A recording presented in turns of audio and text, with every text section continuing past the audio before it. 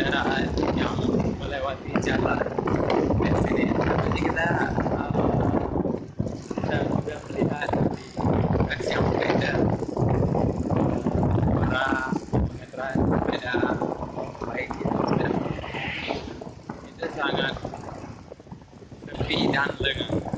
Ini kondisinya lagi berada di Jalan Banda Aceh Medan.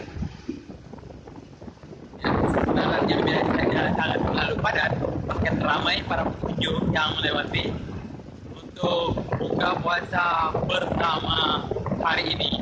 Sangat sepi sekali para pengunjung yang berada di jalan. Oke, kita nanti akan melanjutkan perjalanan kita di jalan mau sampai ke perbatasan Kota Banda Aceh. Ini